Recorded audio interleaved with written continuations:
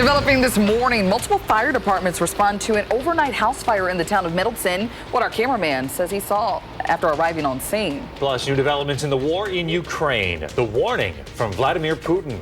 And keeping the streets safe, how multiple area departments are working together this season.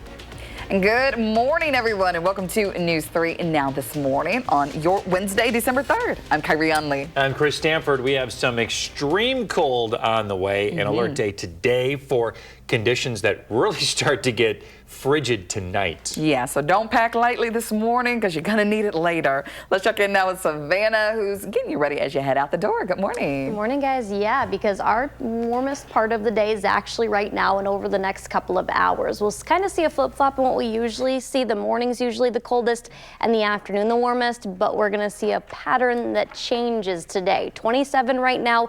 The next couple of hours, we'll see a degree or two, us rise a degree or two up to 28 or 29 under cloudy conditions, but then we'll see temperatures fall. So the afternoon, our temps are actually going to be down to the teens. It's also kind of breezy out there. Winds reported gusting up to about 20 to 25 miles per hour. So if you live in rural areas and you drive across back roads and open areas, probably going to be dealing with some blowing and drifting snow this morning, at least until crews can get back out there. I had some of those not so nice roads on my way into work this morning. So guys, definitely some slick spots out there, and you're gonna have to reduce speed this morning unless you live within the city limits. All right, thanks for the warning. Now to some developing news this morning in the town of Middleton, where crews have been on the scene of a house fire. That's right. The fire broke out at a home on Sunset Ridge Drive. That's near Sunset Ridge Elementary. At this time, we don't know if there are any injuries, but we are working to learn more details. Our cameraman on the scene saw smoke coming from the side of the house and the front door. Firefighters from Middleton, Cross Plains, Mount Horeb, Wanakee, and Verona are all on the scene. The Dane County Sheriff's Office also there. In the video, you can see damage to the side of the house. Right now, a man is in jail connected to a deadly shooting on Madison's north side and could soon face charges. Jonathan Britton faces charges of first-degree reckless homicide and felon in possession of a firearm. Police arrested him the night of the shooting, November 17th, on a probation hold. He remains held in the Dane County Jail. The shooting happened on Brentwood Parkway near Warner Park, killing 25-year-old Jamar Willis. News 3 Now's policy is not to name suspects until they are formally charged. However, we are naming Britton due to the nature and severity of the crime. 6:02 now to some national headlines this morning. The Twin Cities and New Orleans are the latest cities preparing for ICE operations. Federal officials say deportation efforts in Minneapolis will target undocumented Somali people and could start this week. But the Minnesota chapter of the Council on American Islamic Relations estimates 80,000 Somalis live in the state and 95% are here legally. Both St. Paul and Minneapolis mayors spoke out against the move. They're going to screw it up so badly that they're not just violating habeas corpus, but they are taking away the rights of American citizens. The last thing that we need is federal agents coming here, pretending that we should be afraid of somebody just based on the color of their skin, just based on what they look like. The Department of Homeland Security told our Twin Cities affiliate it does not target people based on race or ethnicity. Meanwhile, in Louisiana, officials at an ICE facility near New Orleans say their operation, codenamed Swamp Sweep, has already begun. Nearly 250 agents are expected to arrive in the city. This comes days after Louisiana's governor announced the Trump administration will deploy the National Guard in New Orleans to help combat crime. Those troops would serve through Mardi Gras. However, it's unclear how long the ICE agents will remain in the city. Turning now to the war in Ukraine. Russia's Vladimir Putin is now saying that more work needs to be done in order for there to be peace in Ukraine. It comes after the Russian president sat down with Special Envoy Steve Witkoff and Trump's son-in-law Jared Kushner for 5 hours. A top Russian official said that they were handed a 28-point plan that was presented to Ukraine over the weekend. However, Russia also said they received 4 other documents as well. Prior to the meeting, Putin also accused Europe of trying to block the peace proposal and said that his nation was ready to respond to a possible war with Europe. We're not planning to go to war with Europe. I have already spoken about this 100 times. But if Europe suddenly wants to go to war with us and starts, we're ready right now. Now, both Witkoff and Kushner are set to discuss yesterday's meeting with President Trump. Meanwhile, Ukrainian President Volodymyr Zelensky said that he also is set to meet with U.S. representatives soon. Now to more local news. Building affordable housing in the state may become more feasible after a recent rule change. The State Public Service Commission updated a regulation that critics said created barriers for clean energy projects and affordable housing. A previous rule required every apartment unit to have its own electric meter, meaning separate electric bills for each tenant. The rule left little room for exceptions. Now, affordable housing projects won't need to install individual meters for every unit. This allows for more energy-efficient setups. Clean Energy says that the change would lower costs and help projects use newer technologies like solar power. This matters because there is a housing affordability crisis. There's an energy affordability crisis. There are these new cutting-edge technologies, highly efficient air source heat pumps, induction stoves, rooftop solar. All of these technologies are getting cheaper and cheaper and can help reduce your energy bills over time. This update's been in the works since 2023. This summer, the state Supreme Court ruled in favor of the governors, so now a joint committee in the legislature cannot unilaterally block administrative rules. The DNR has released the final numbers from this year's 9-day gun deer season. The agency reports steady participation with about 550,000 hunters taking part. They say buck registrations dipped 2.5% from last year. Antlerless harvest increased by 1%. Officials say weather, including snowfall, posed some challenges, but the overall harvest remained stable. That slight decline in gun license sales is almost totally made up for in a slight increase in both versions of archery license sales. The DNR says about 50,000 Wisconsin deer hunters now hunt exclusively with archery equipment. Hunters registered about 182,000 deer, 86,000 antlered, and 90,000 antlerless. Right now, the annual Farm and Fleet Toy Drive is underway. Donations from customers like you are matched by the company during this period. The collected toys benefit families served by numerous police departments, including the Dane County Sheriff, Madison Police Department, McFarland, and Sun Prairie. Hats, gloves, jackets, and boots will all be accepted through December 12th as well. Farm and Fleet's matching program will donate up to $250,000 in toys across 45 stores. Well, take a look at this. In Darlington, a routine patrol turned into a quiet act of service when police officer Long stopped to help someone stuck in their driveway.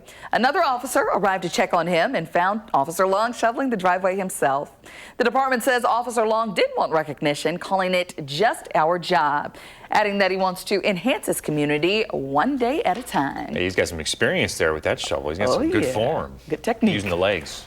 Firefighters in Sun Prairie, meantime, want to remind everyone out there to keep those hydrants clear of snow. They may need them. They say clear 3 feet of snow around all sides of the hydrant.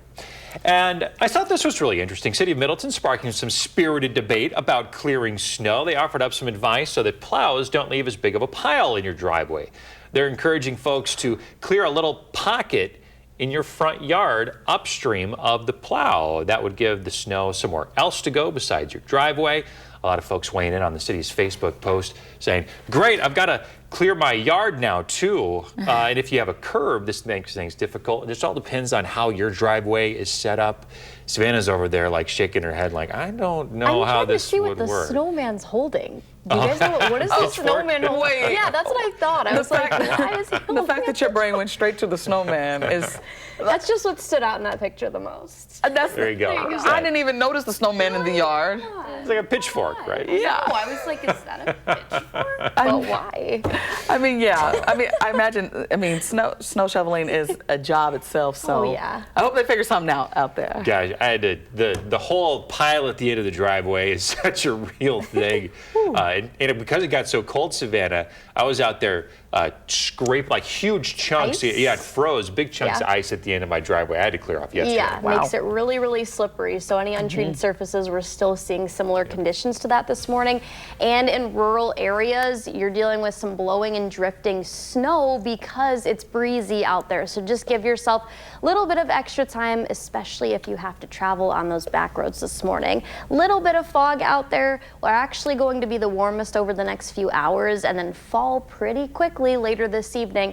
We're expecting alert day conditions still tonight into early Thursday morning for the dangerously cold wind chills. We'll talk about how low they could get and how many days in a row we could see similar conditions to this. Stick around. Sounds good. 6:09 coming up. The Packers getting ready to take on the first place Bears ahead. How Coach LaFleur is feeling ahead of the matchup. Plus, afraid to visit the dentist? We'll tell you why researchers want a common tool may be to blame and what they are calling for the industry to do about it.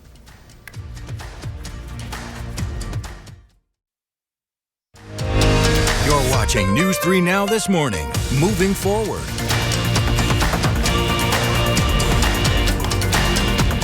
In your morning health watch, the CDC says stillbirths dropped by 2% last year. However, the agency warns that there were still nearly 20,000 fetal deaths in 2024. Stillbirths have been generally trending down in the U.S., but the rate did tick up in the first year of the COVID-19 pandemic and has fluctuated since. The report also shows that stillbirth rates are highest among mothers who are Black, Native Hawaiian, or other Pacific Islander. Okay, so do you get anxiety when you visit the dentist? Well, one solution, make the dental drills quieter. Researchers at the University of Osaka found lowering the volume of the drill and changing the drill's sound caused less fear for children and adults. Dental anxiety, known as odontophobia, prevents some people from getting regular cleanings and keeping up with their dental hygiene. I can see that being a problem. Those tools are fairly loud. You can hardly hear the dentist talk over them, so maybe they do need, I don't know how they lower the volume of them, but it could be a start. It could be a start for some Change the people. sound, lower the volume. Yeah, this can make it less fearful for kids. So, hey, there you go. Anything to help. All right, let's get to Savannah. She's got that forecast for you. What do we need to know on the morning commute? Yeah, I do think there's going to be some slick spots this morning, guys. I encountered that on my drive into work just because we do have pretty breezy conditions. So that snow is being blown back over on those previously treated roads, especially in rural areas, open areas, back roads. If you travel on back roads, you might want to allow a little bit of extra time because we do have some snow-covered roads in some spots. No freezing fog this morning. Temperatures are actually closer to the 30-degree mark. This is the warmest start that we've had in several days now, but we'll see a flip-flop with falling temperatures through the day, unfortunately. We still do have some light patchy fog, 8 miles in Madison, 7 in Lone Rock, 6 in Boscobel, and 5 miles is what we're down to in Platteville. But yeah, temperature is not all that bad, at least for the time being. We're going to see a quick drop in temperatures, especially tonight. 27 in Madison, got a couple of 30s, Boscobel, Lone Rock. Prairie du Chine's actually at freezing level this morning. That's one of the warmer spots. 28 in Wisconsin Dells. So some of us are actually a little bit above average right now, but again, that's not going to set the tone for the rest of the day. And we do have some pretty chilly wind chills, 19 in Madison, 12 in Janesville. They were worse about an hour ago. Now we're actually seeing these come up a little bit. Again, 8 to 9 in the morning, that'll be the warmest part, and then we'll see temperatures drop through the rest of the day pretty quickly behind that, actually. Not impossible. We see a couple of flurries through the rest of the morning. Not going to lay down any new accumulating snow, though. Then once we get past lunchtime, we'll start to see some clearing, some sunshine expected later tonight. Probably going to be a pretty sunrise with all that snow cover that's down. Once we get to about 9:30, you can see a lot of our temperatures getting down to the single digits, and then sub-zero temps are expected tonight into early tomorrow morning.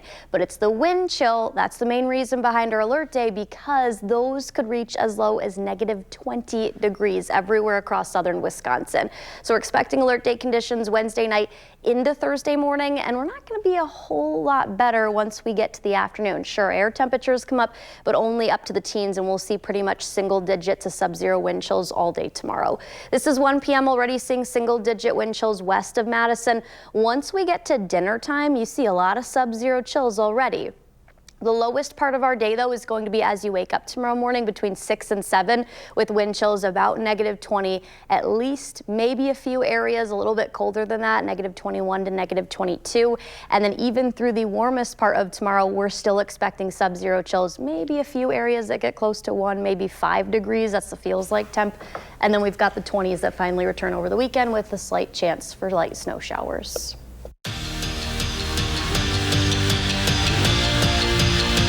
Put on on your best shoes. It's just about time to dance. The NCAA tournament starts tomorrow for Wisconsin volleyball. The Badgers have a 3 seed in the tournament, and yesterday 3 of their stars were named first team All Big Ten. Let's start with Mimi Collier, who in my opinion should have been the conference's player of the year too. Her 5.3 kills per set ranked 3rd in the country. And then there's her running mate, Charlie Furbringer. The sophomore setter earned her first team All Big Ten honors despite missing a large part of the conference slate. And of course, Carter Booth finding herself on the Big Ten's first team for the 4th time. The senior swung a .436 hitting percentage to go with 113 blocks on the season. But the awards don't stop there for Bucky. Kristen Simon was named to the Big Ten's all-freshman team. The Liberos' 311 digs this year are on pace to enter top 5 in Wisconsin's storied history for a freshman. That's your morning sports fix. Have a wonderful Wednesday. Andrew, thank you. Now to Badger men's basketball. They're set to take on the Northwestern Wildcats tonight for the Big Ten opener. Badgers started the season ranked in the top 25, but had a bumpy non-conference schedule with 2 tough losses before the Big Ten play. Tip-off is at 8 p.m. at the Kohl Center. You can watch on the Big Ten Network tonight. And Packers news now. They get that big matchup with the Bears this weekend. It's going to be a crucial matchup to decide, who's going to possibly win the division. See who comes out on top. News 3 Now's senior Packers writer Jason Wilde has how coach Matt LaFleur is feeling about Sunday's game. Good morning, everybody, from Lambeau Field. The Packers getting ready for the Chicago Bears here at Lambeau on Sunday, and it's the first time in a long time that something major has been at stake. The Bears come in at 9-3, the Packers 8-3-1. It's the first time since 2013 that they'll match up with something important on the line. That time it was in the regular season finale, and Aaron Rodgers threw a 4th down touchdown pass to Randall Cobb late in the game to give the Packers the NFC North title. Matt LaFleur seeing good things for fans with the rivalry being renewed. To be honest with you, I don't really put too much thought into that. I think that, I think it's a cool for the fans, and certainly when you have 2 good teams, and obviously Chicago's the #1 team in the NFC right now. So, it should be a great game. We'll see how Packers-Bears plays out on Sunday. We'll have full coverage leading into the game and of the game itself on our website, channel3000.com. And while you're there, make sure you sign up for our newsletter, which delivers our coverage directly to your inbox every single day. In Green Bay at Lambeau Field, Jason Wilde, channel3000.com.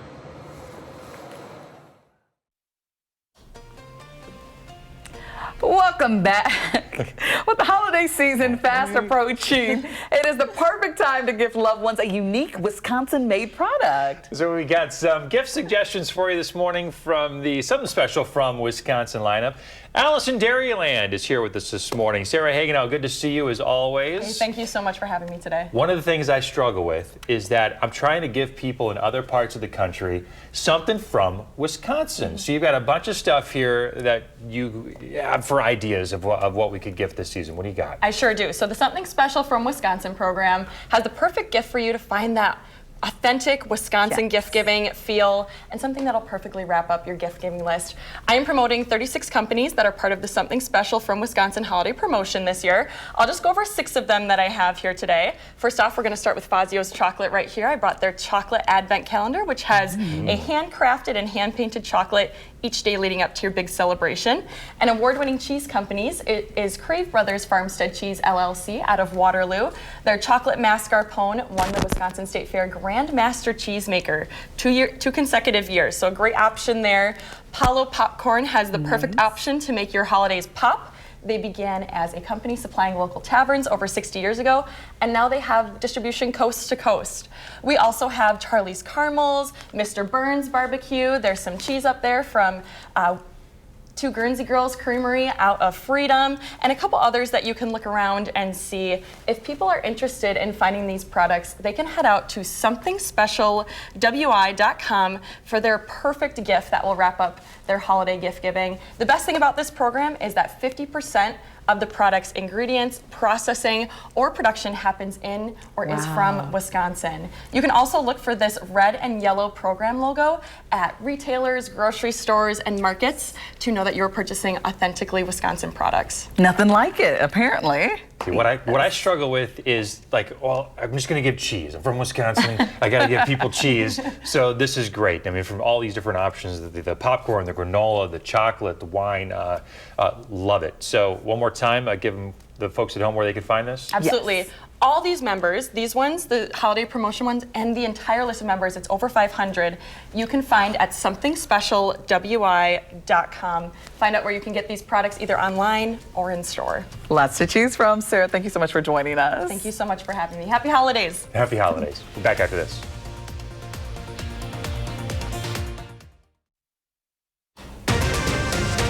Developing this morning, multiple agencies responding to an overnight house fire in the town of Middleton. What we're learning.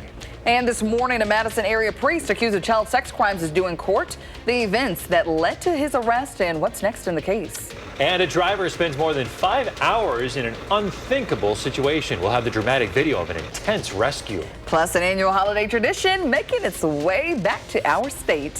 When and where you can catch the holiday train. Good Wednesday morning, everyone. Thanks for tuning in to News 3 Now this morning. I'm Chris Stanford. And I'm Kyrie Lee. Thanks for waking up with us this morning.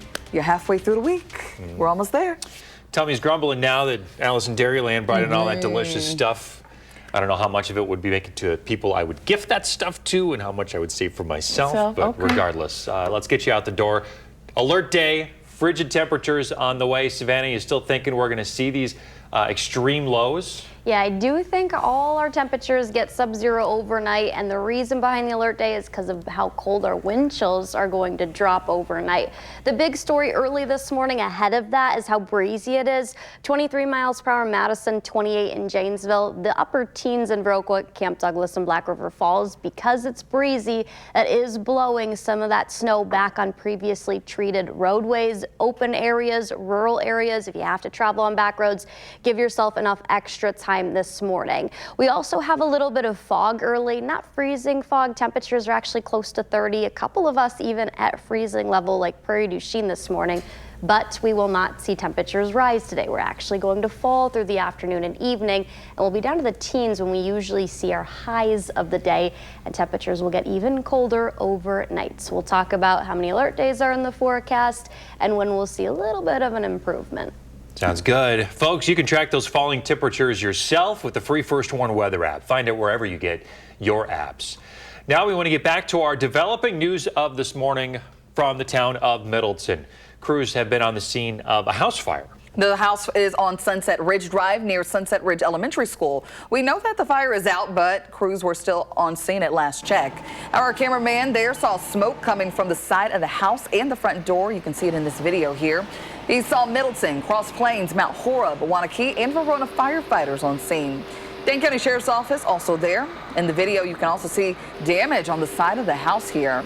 The Dane County Sheriff's Office says they have not heard of any injuries, but of course we will keep you updated here on the air and online. Happening today, a Madison area priest charged with child sex crimes will appear in court. Andrew Showers faces charges including attempting to use a computer to facilitate child sex crimes, attempted child enticement, and second-degree child sexual assault. He will be in court in Waupaca County this morning at 8 for a status conference. He has pleaded not guilty to all charges.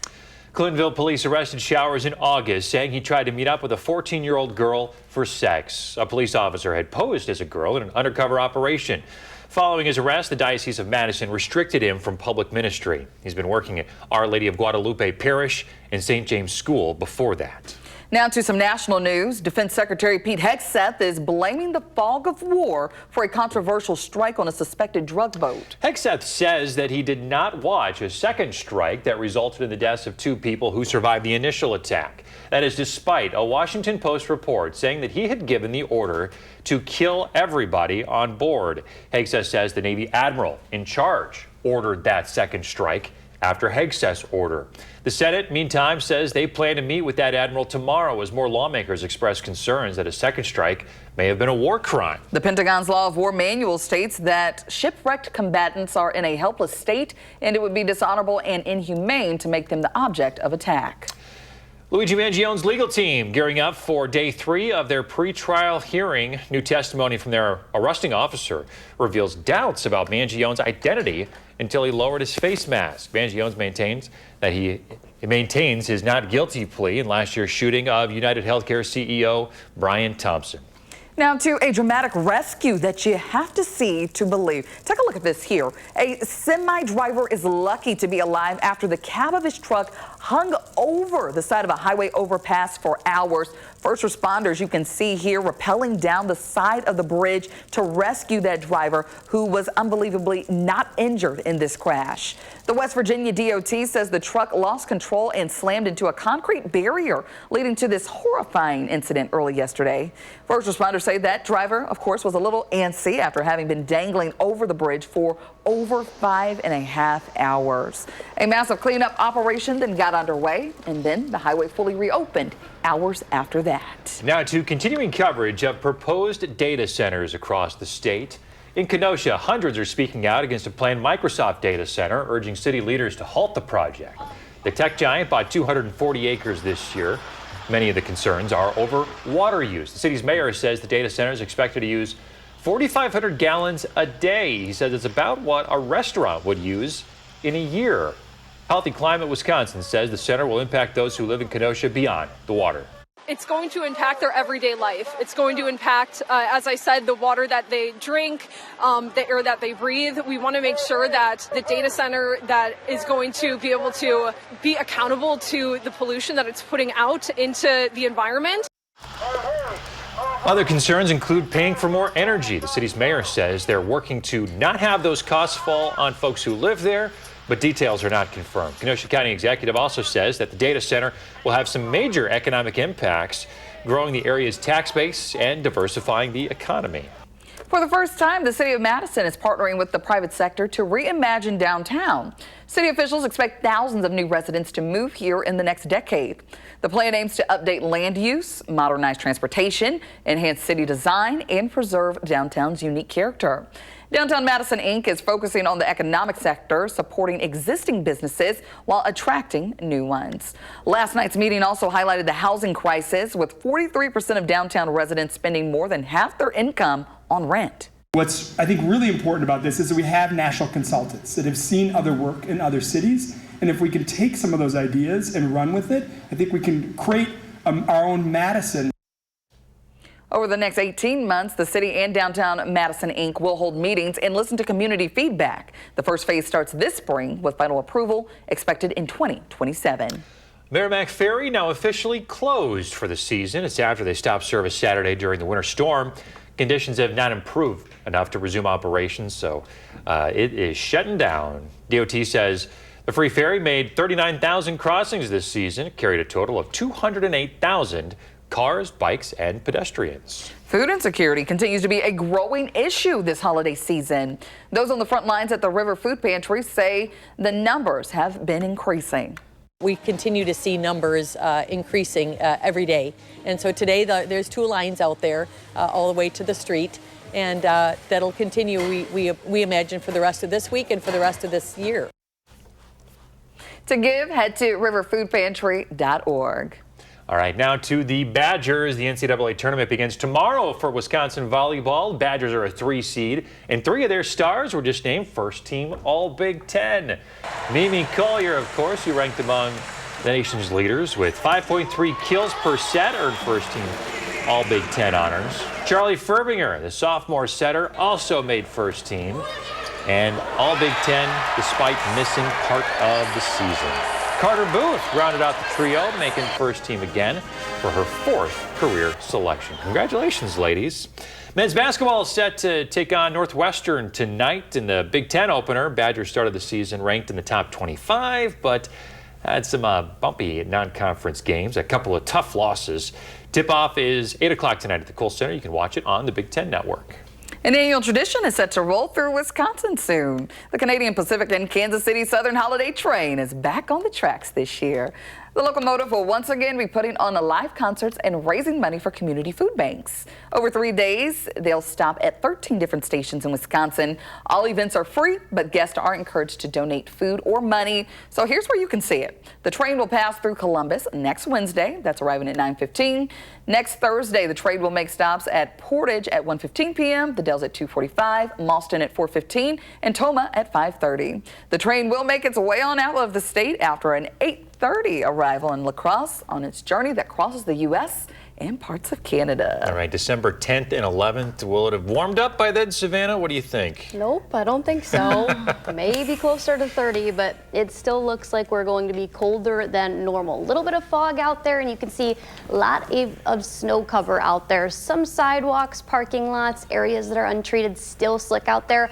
And because it's kind of breezy this morning, as temperatures still are below freezing level, we're seeing blowing and drifting snow in rural and open areas. If you have to travel on back roads, be mindful of that. Allow a little bit of extra time. We'll still be mild, on the milder side of things this morning for the next few hours, and then we're actually going to see temperatures fall through the rest of the day. Temperature around lunchtime probably only in the lower, maybe mid-20s still, and then we'll be in the teens heading into the evening hours, with temperatures actually bottoming out sub-zero tonight, but the wind chill going to be a lot colder than that.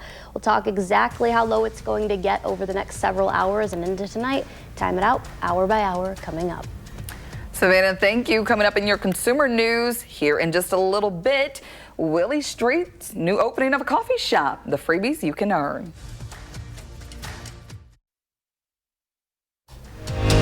You're watching News 3 Now this morning. Moving forward. 6:43, back with a traffic alert near Janesville this morning in Rock County. Both directions of US 14 are shut down right now at Kemp Road between Delvin and Janesville because of a crash. This is going to make things slow going for some folks there headed in and out of Janesville. WSDOT recommends using an alternate route. So be advised. Again, Highway 14 shut down in both directions because of a crash right now near Janesville. Recent storms up in Minneapolis helping create something kind of pretty, some ice castles in St. Paul. Take a look at this here. The structure is 20 feet tall. The ice castles will be on display at the Minnesota State Fairgrounds in early January. The winter attraction will feature ice slides, tunnels, caverns, and up to 10,000 icicles. So when this is all set up and going, there's lights in the castle, there's all sorts of caverns, there's ice slides, there's going to be a little bar. We're implementing a lot more snow this year, so there'll be snow caverns, and it should be a lot of fun. Organizers have been hard at work growing and harvesting ice ahead of the event.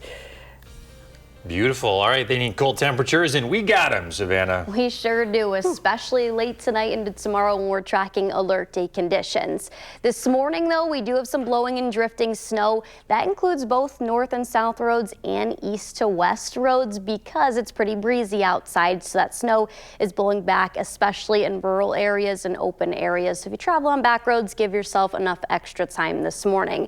8 miles in Madison, we do have some light patchy fog out there. 5 miles in Platteville, 6 in Boscobel and Lone Rock.